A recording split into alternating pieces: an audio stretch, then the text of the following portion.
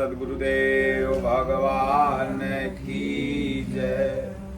बोलो जय सिया राम, जय जय सिया राम। बोलो जय सिया राम, जय जय सिया राम। बोलो जय गुरुदेवम, जय गुरुदेव। बोलो जय गुरुदेवम, जय गुरुदेव। सज्जनों, कल गंगा दशहरा है। हमारे परम पूज्य गुरुदेव भगवान के गुरु महाराज परम पूज्य परमानंद जी महाराज चित्रकूट सती अनसुईया जिनकी तपस्थली रही, आप भी गंगा दशहरा के ही दिन अपना शरीर छोड़े थे। और जहां हम रहते हैं श्री परमहंस आश्रम रानी सराय, यहाँ के संस्थापक स्वामी दीनानाथ सद्गुरु परमहंस जी महाराज भी गंगा दशहरा के ही दिन महाप्रयाण किए थे। गंगा दशहरा ज्येष्ठ माह के शुक्ल पक्ष के 10वीं तिथि को मनाया जाता है। बड़ा ही पवित्र दिन है और शुक्ल पक्ष में महापुरुष ही शरीर का परित्याग करते हैं। गीता में भी आया है कि जो शुक्ल पक्ष में शरीर का परित्याग करता है वह सीधे वैकुंठ जाता है। तो कल उसी उपलक्ष्य में यहाँ पुण्यतिथि समारोह दोनों महापुरुषों का और 24 घंटे का अखंड कीर्तन कार्यक्रम निर्धारित है, हर वर्ष होता है। तो कल गंगा दशहरा है, तो आज हम लोग गंगा दशहरा के विषय में आज की भगवत चर्चा में जानने का प्रयास करेंगे कि वर्ष में जो एक बार और आपके जिंदगी में कई बार गंगा दशहरा आया होगा, तो गंगा जी का उद्गम स्थल कहाँ है ये भी जानने का प्रयास करेंगे। भारत की सबसे पवित्र नदी गंगा जी को माना जाता है। पूजा पाठ के दृष्टिकोण से और जल की शुद्धता के हिसाब से सबसे पवित्र नदी नर्मदा जी को अभी के डेट में माना जाता है। लेकिन पूर्व में कभी गंगा जी का ही जल सबसे ज्यादा पवित्र हुआ करता था। गंगा जी के किनारे नाना तरह की फैक्ट्रियां, उद्योग लग जाने के कारण जल धीरे धीरे दूषित हो गया।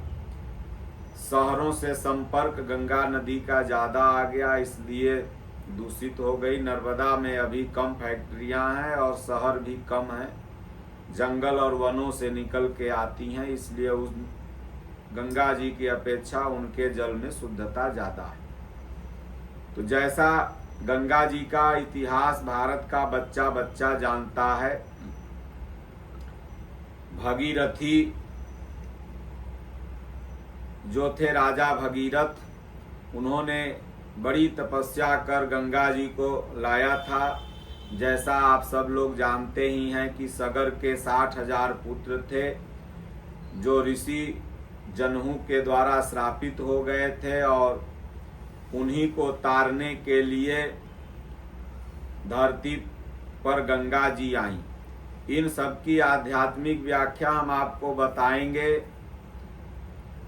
उसके पहले बहुत ही प्यारा एक भजन है, क्योंकि गंगा जी डायरेक्ट धरती पर नहीं आई, वो पहले भोलेनाथ की जटा में आई।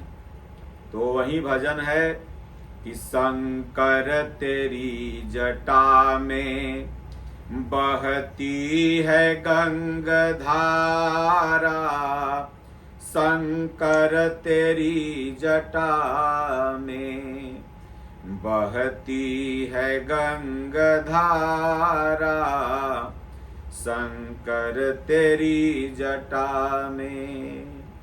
काली घटा के अंदर जिमि दामिनी उजारा, शंकर तेरी जटा में बहती है गंगा धारा। गल मुंड माल राजे, शशि भाल में विराजे, डमरू निनाद बाजे, कर में त्रिशूल भारा, शंकर तेरी जटा में बहती है गंगा धारा। दृगतीन तेज राशि, कटिबंध नाग फांसी, गिरिजा है संग दासी, सब विश्व के आधारा, शंकर तेरी जटा में बहती है गंगा धारा, शंकर तेरी जटा में। मृग चर्म बसन धारी, वृषराज पर सवारी, निज भक्त दुख हारी, कैलाश में बिहारा, शंकर तेरी जटा में बहती है गंगा धारा, शंकर तेरी जटा में। शिव नाम जो उचारे, शिव नाम जो उचारे, सब पाप दोष टारे, ब्रह्मानंद न विसारे, भव सिंधु पार तारा, शंकर तेरी जटा में बहती है गंगा धारा, शंकर तेरी जटा में। जब जब देवताओं पर या किसी पर विपत्ति आई न, तो लोग भोलेनाथ को ही याद किया। अब जैसे विष पीने की बारी आई तो भोलेनाथ, अब यहाँ बारी आई कि भाई गंगा जी का प्रवाह इतना तेज था, जब ब्रह्मा के कमंडल से निकली भगीरथ के साथ साथ, तो अगर वो सीधे धरती पर गिरती तो एक के बार पाताल लोक में चल जाती। तब हुआ कि अब कैसे होगा, तब भोलेनाथ अपना जटा फहरा दिए और गंगा जी सीधे भोलेनाथ के जटा में समाहित हो गए। और उसके बाद फिर जटा से फिर निकलने लगी। जैसे पानी का जब वेग अति तेज रहता है तो समरसेबुल से, मोटर से आप पानी पटाते हैं तो आगे कुछ ऐसी चीज रख देते हैं जिससे उसका वेग स्लो हो जाए। लेकिन अब यहाँ विचारणीय चीज है कि बाहरी जो भी कथा कहानी बनती है वो तो सही ही है, लेकिन अगर इसे विज्ञान की कसौटी पर आप देखेंगे तो बात उपयुक्त और सटीक नहीं बैठती है। इसका आध्यात्मिक चीज है। अब जैसे राजा सगर को 60,000 पुत्र, अब भला बताइए यहाँ 4-5 बेटवा पैदा करत करत आदमी मर जाते हैं। अब एक राजा को 60,000 पुत्र कैसे हो सकते हैं? वो माई कितनी मतलब के गर्भाशय धारण करती रही होगी कि लगता है एक दिन में 4-4 पुत्र जन्मा रही थी। अब वैज्ञानिक आस्था की नदी में आप बहते चले जा रहे हो तो कुछ भी बात को तो स्वीकार कर नहीं लोगे। तो इन सब चीजों के चलते आप ऐसा मत समझो कि ये बस एक कहानी है। कहानी नहीं है, कहानी के माध्यम से आध्यात्मिकता बताया गया है। अब दूसरी बात, जैसे जो गंगा जी हैं, वो गंगा जी निकली कहाँ से? तो भगवान के श्री चरण से निकली। कब निकली भगवान के श्री चरण से? तो ब्रह्मा जी द्वारा कमंडल में कहा जाता है कि जब 3 पग भूमि राजा बलि ने दिया तो भगवान का जो पग जब ब्रह्मलोक में पहुंचा तो ओकर अंगूठा ब्रह्मा जी धो लिए और धो के वह कमंडल में रख लिए और वह गंगा जी बनी। और उसके बाद जब भगीरथ ने तपस्या किया तो वहीं ब्रह्मा जी कमंडल से ऐसे जल ढारने लगते हैं और वो गंगा जी सीधे शिव के जटा में आती है। अब सोचिए कि अब हाड़ मास का तो भोलेनाथ का भी मस्तक रहा होगा ना। जैसे भोलेनाथ का जो रूप दिखाया गया है आप लोगों को, हम लोगों को टीवी में चाहे कैलेंडर में, तो आदमी जैसा ही है। तो जो बेग धरती नहीं बर्दाश्त कर पाएगी, पहाड़ नहीं बर्दाश्त कर पाएगा, तो वो एक सर कैसे बर्दाश्त कर लेगा। सर में ब्रेन ट्यूमर में थोड़ा सा पानी हो जाता है तो आज तक इसका ऑपरेशन नहीं है। ऑपरेशन अगर कोई करवाया तो बचा नहीं, मर जाता है। अब भोलेनाथ के माथा में इतना पानी कैसे समाहित हो जाएगा? विचार करने योग्य बात है कि नहीं? कोई भी भाई तर्क के द्वारा पूछ सकता है। तो इसका आध्यात्मिक मतलब है। भागीरथी जब आप भजन करने लगोगे तब कहा गया है कि जब वो ब्रह्म आचरण करने लगोगे तो ज्ञान गंगा का प्रतीक है। ये ज्ञान ही गंगा है। गीता में भगवान ने कहा नहीं ज्ञानेन सदृशम। तो ज्ञान कहाँ से उत्पन्न होता है? तो श्री गुरु पदनख मणिगण ज्योति। बुद्धि के द्वारा जब गुरु के चरण नख को आप ध्यान में अपने लाने लगेंगे, यही हुआ ब्रह्मा जी का वो चरण नख धोना कमंडल में। तो बुद्धि ही ब्रह्मा है और कर्म ही कमंडल है। तो अच्छे कर्म के द्वारा उस ज्ञान को अर्जित किया जाता है।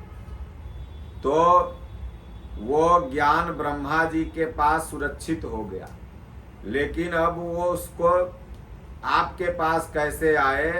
तो जो भजन करेगा तो शिव ही सदगुरु है, तो जटा में आके रख गया। मतलब कि आप संत महापुरुषों के पास जाइए तो जब भजन भाव करिए, उनके सानिध्य में रह के कुछ दिन करिएगा तो लगेगा कि महाराज जी के दिमाग में कितनी बड़ी ज्ञान की गंगा है भाई। हर बात का उत्तर दे देते हैं, हर बात का सटीक जवाब दे देते हैं। यही हुआ ज्ञान का बहना, प्रवाहित होना। जैसे सतेशगढ़ में जाते हो तो भजन सुनाते रहो कि अमृत के बरसे बदरिया और सतगुरु के नगरिया। तो यही ज्ञान का जो प्रवाह वहां से बरस रहा है, ज्ञान का प्रवाह निरंतर निकल रहा है। और ब्रह्मा भी आए, विष्णु भी आए, मतलब कि सभी लोग वहां जाते हैं और उस ज्ञान से आप्लावित होते हैं। तो यही वो शंकर जी के जटा में समाहित हुआ।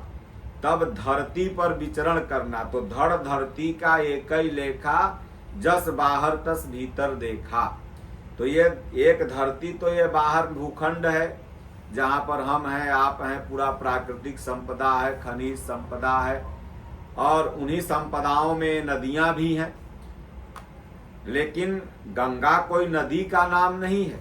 ये मैं नहीं कह रहा हूं, बल्कि अंगद जी रावण से कहते हैं कि रे मूर्ख, क्या तुम गंगा को नदी समझता है? ये बाहर जो गंगा जी हैं जिसमें हम भी नहाते हैं, आप भी नहाते हैं, तो इनका तो बस भौतिक जगत में नहाने से एक ही उद्देश्य है कि खुले पानी में और जड़ी बूटियों से संतृप्त पानी में अगर आप स्नान कर रहे हैं तो चर्म रोग इत्यादि दूर होता है। इसीलिए पूर्वजों ने गंगा जी के पवित्रता को, इस नदी के पवित्रता को, जल की पवित्रता को देखते हुए गंगा नाम रख दिया। और गंगा जी में निश्चय ही इतने करोड़ लोगों की आस्था है, इसलिए वहां पर भगवान कहते हैं जहां भी लोगों की आस्था झुकती है अर्जुन, वहां मैं जा करके उनकी आस्था को पुष्ट करता हूं। तो इसलिए गंगा जी तब धरती में प्रवाहित हो जाती हैं, मतलब आपके शरीर में। तो जो हमारी वृत्तियां, सगर के जो पुत्र हैं 60,000 अनंत वृत्तियां ही हैं जो श्रापित हो चुकी हैं। मुनिश्राप जो दीन्हा अतिभल कीन्हा परम अनुग्रह मैं माना। हम सबकी वृत्तियों में जड़ता आ गई है, जैसे अहिल्या के अंदर जड़ता आ गई थी। तो वो कब दूर होती है? जब गंगा का प्रवाह हो जाए। तो ज्ञान ही गंगा है। जब इस हृदय में गंगा का प्रवाह हो जाता है तो जड़ता दूर हो जाती है। बाहर जो भौगोलिक दृष्टिकोण से गंगा मैया हैं, उनकी लंबाई 2525 किलोमीटर, यानी गंगोत्री से लेकर के और गंगा सागर तक जो लंबाई है गंगा जी की, वो 2525 किलोमीटर। और गंगा जी का 4 नाम है। पहला जाह्नवी, दूसरा गंगा, भागीरथी, मंदाकिनी, देव नदी, विष्णुपदा और शिव शीस धारिणी। ये समस्त नाम गंगा जी के ही। गंगा निर्मल थी, जाह्नवी, भागीरथी, मंदाकिनी, देव नदी या सुरसरी भी बोलते हैं। विष्णुपदा, विष्णु जी के चरण कमल से निकली, इसलिए विष्णुपदा नाम पड़ गया। शिव शीस धारिणी, भगवान शिव ने अपने शीस में धारण किया। तो शिव ही सद्गुरु हैं और सद्गुरु के अंदर ही ज्ञान का भंडार होता है। और ज्ञान की गंगा से आप्लावित किया भगवान कृष्ण ने अर्जुन को। और अर्जुन ने जब ज्ञान की गंगा में डुबकी लगाया तो कहा, नष्टो मोह स्मृति लब्धा तत्प्रसादात मयाच्युता। भगवान आपकी कृपा प्रसाद से मेरा मोह नष्ट हो गया। इसलिए ज्येष्ठ शुक्ल पक्ष की 10वीं तिथि को गंगा जी का अवतरण हुआ। इसका क्या तात्पर्य है? तो जब आपके अंदर ज्येष्ठता आ जाए, मतलब भजन चिंतन करोगे तो धीरे धीरे बड़प्पन आ जाएगा। शुक्ल पक्ष का मतलब प्रकृति की कालिमा से आप उपराम हो गए। और 10वीं तिथि का मतलब 10 इंद्रियों पर साधक विजय प्राप्त कर लिया, दशानन से दशरथ बन गया। और तब जाकर के ज्ञान उसी के हृदय में अवतरित होता है।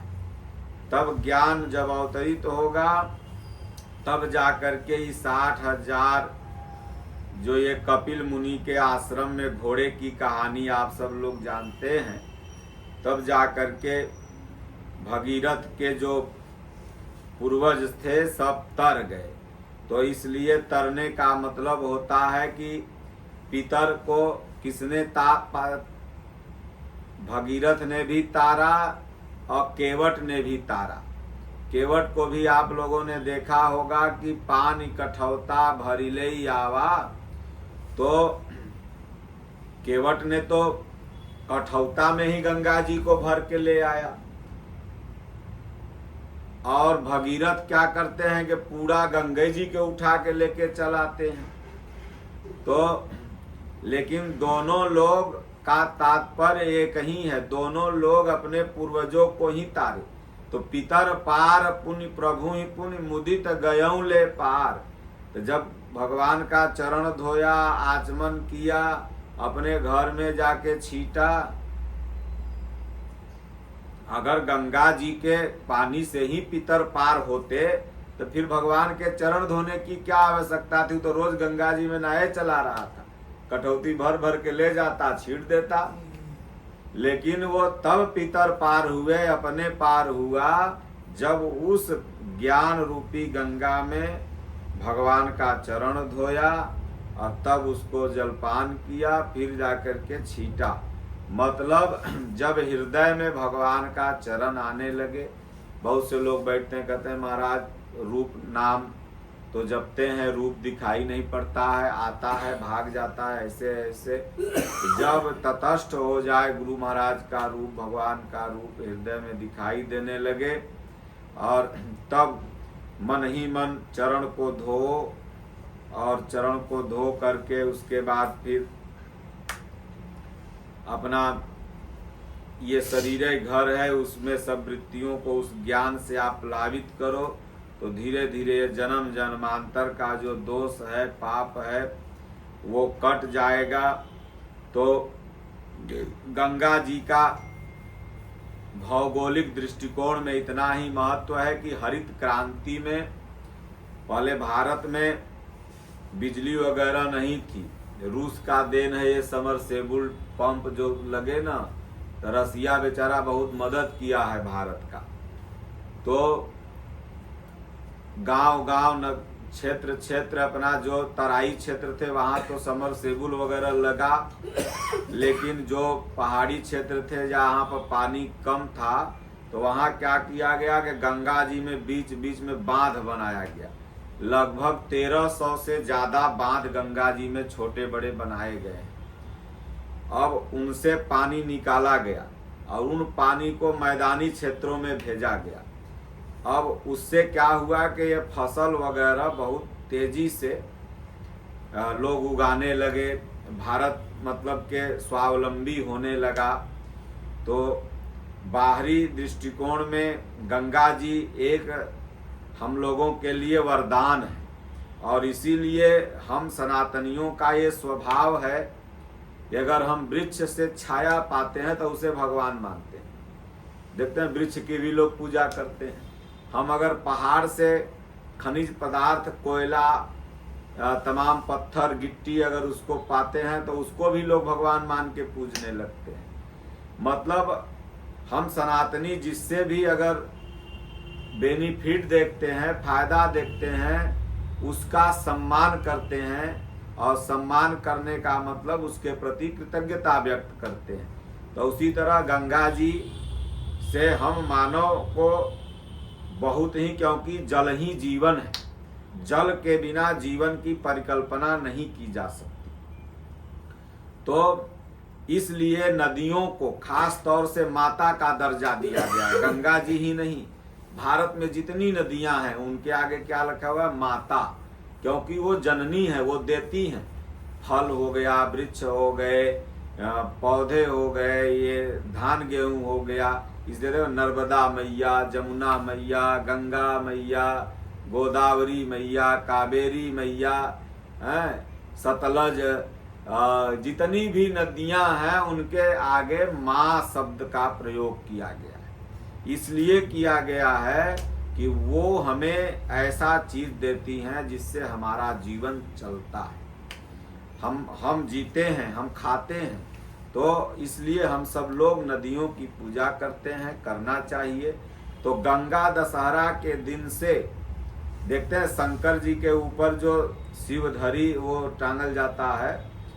हर साल ये हरदेव टांगता था, लेकिन इस बार लगता है नहीं टांगा। गर्मी में टांगाता है ना शंकर जी के ऊपर, तो वो हट जाता है गंगा दशहरा के दिन। काहे से? गंगा जी उस दिन से बढ़ने लगती। तो इसलिए क्या नाम है, गंगा जी अब नदी में देखिएगा धीरे धीरे पानी बढ़ने लगेगा, क्योंकि अब धीरे धीरे बरसात का समय आ गया। अभी जून चल रहा है कि मई, जून आ गया ना, तो जून में तो बिया डलाने लगता है धान का। तो इसलिए अब बरसात का समय आ गया, तो नदियां धीरे धीरे अपना उफान पर आती हैं, बाढ़ मचाती हैं। तो इसलिए हम लोगों के लिए नदियां वरदान है, इसीलिए गंगा मैया की सब पूजा करते हैं।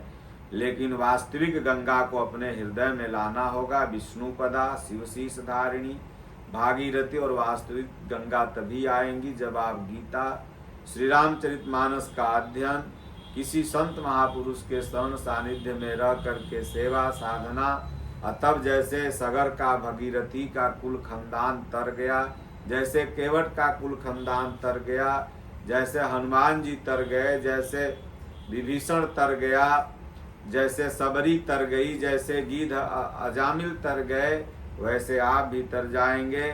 तो कल अखंड कीर्तन का आयोजन है, आप सब लोग भगवान का नाम लीजिए। और गंगा दशहरा के दिन वास्तविक गंगा को, क्योंकि जो राम राम राम राम राम राम भगवान का नाम जपता है उसी के अंदर, इसलिए कहा गया हनुमान जी राम राम जपते थे, पढ़े लिखे गए थे, लेकिन उनका क्या ज्ञान इनाम अग्रगण्यम। हनुमान जी कब्बों स्कूल नहीं गए, बस एक ही पढ़ाई पढ़े कि राम राम राम राम, और ज्ञान इनाम अग्रगण्यम हो गए। ज्ञानियों में सबसे बड़े ज्ञानी। रात ले जो नाम हमारा तासु ताहि दिन मिले न आहारा, लेकिन असमय अधम सखा सुन मोहू पर रघुवीर। तो इसलिए हनुमान जी केवल राम राम जपे। तो आप राम राम जपो, पढ़ाई लिखाई भी करो, माता पिता की सेवा भी करो, घर समाज भी देखो, तो ज्ञानियों में अग्रगण्यम हो जाएंगे। गणेश जी देखो, माता पिता भोलेनाथ के पूजा करके धरती पर सबसे पहले पूजायमान हो गए। इसलिए जो भी व्यक्ति, जो भी स्टूडेंट, जो भी विद्यार्थी है अपने माता पिता का सम्मान करेगा, धरती जहाँ रहेगा पूजायमान रहेगा। बोलो गुरुदेव भगवान की जय, राजा रामचंद्र भगवान की जय, बाके बिहारी लाल की जय। ओम नमो पार्वती पते हर हर महादेव। हरिओम। शांति शांति।